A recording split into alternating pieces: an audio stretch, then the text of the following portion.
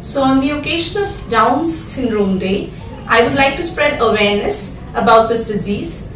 So these children, they are very happy, healthy children, and it is the most common cause of intellectual disability in our society. They have also multi-systemic involvement in the form of cardiovascular, renal, and of course neurological. They have several other hyperactivity, they have autistic features, seizures, and many other neurological problems.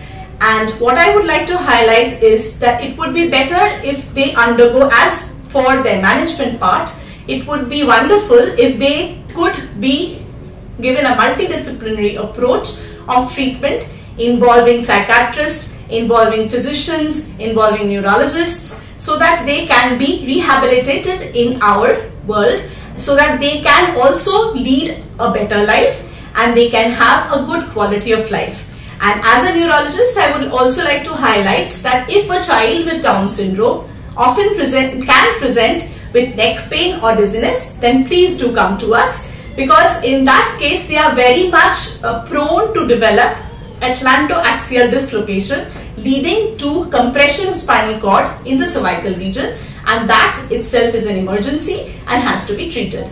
So on this occasion of Down Syndrome Day, let us pledge so that we can include these children in our society to have a better quality of life. Down syndrome is a condition where there is either extra chromosome, either partially or fully, and this is chromosome number 21. We all have 46 chromosomes and they are in pairs, so there are 23 pairs and they are given numbers from 1 to 22, and one pair decides the gender.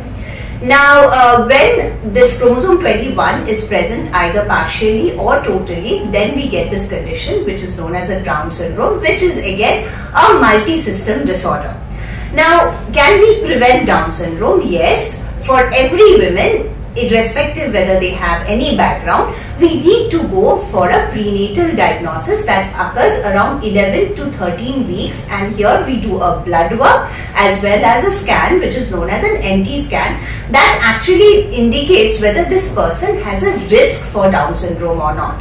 If there is a risk, then we need to do further genetic testings, and these testings are normally invasive. If you already have a child who has Down syndrome, the recurrence risk will depend on the type of Down syndrome.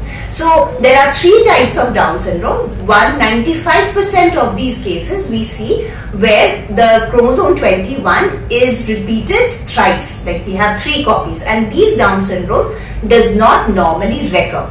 The second kind of Down syndrome we see is where a chromosome 21 would piggyback on another chromosome, and in these cases, if the parents are balanced translocation carriers, there is a chance of recurrence.